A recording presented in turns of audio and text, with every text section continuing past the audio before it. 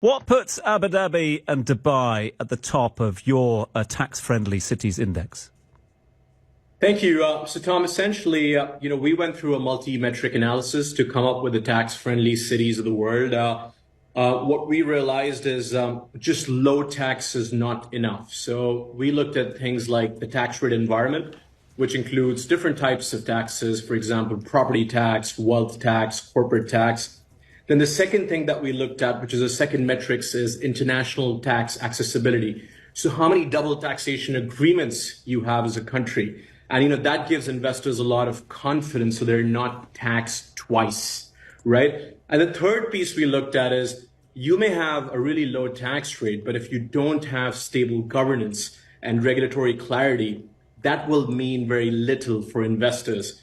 And on the basis of all these metrics, Abu Dhabi, UAE was ranked number one, Abu Dhabi, Dubai, and Singapore. So these were the rankings that we came up with. And essentially, there are almost 7 cities out of the Gulf that are part of the top 20 in this index. It's interesting as well because it is a far-ranging report. 164 jurisdictions are taken into consideration here.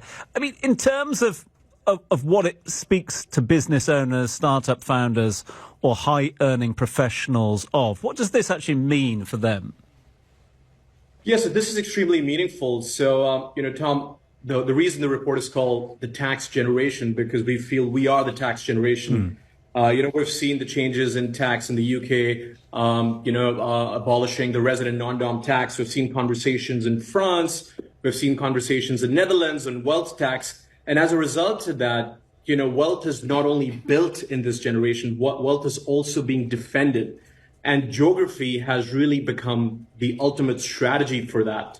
And as a result of that, UAE, Abu Dhabi, and Dubai, they're really on top of the agenda for high-net-worth families around the world because of their fiscal intelligence, because of their neutrality as a country. And that's really important for entrepreneurs, because of their predictability, because of the laws that exist, and particularly what the work that DIFC and ADGM they've done. They've truly become international benchmarks for asset management globally.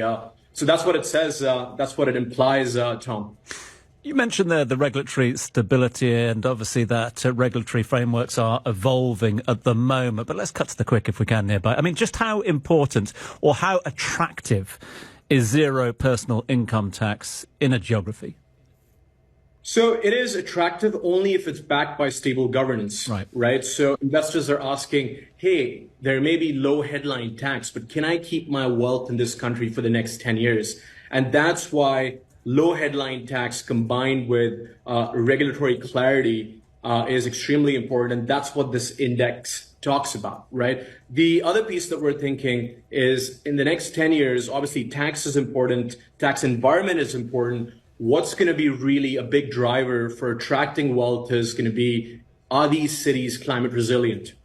Are these cities digitally ready? And if you look at UAE is one of the most digitally ready cities in the world, and they're taking also a lot of initiatives on the climate action. So combining a good fiscal infrastructure, a fiscally intelligent place, adding climate action to it, and at the same time being digitally ready is going to determine where the future wealth is going. And I believe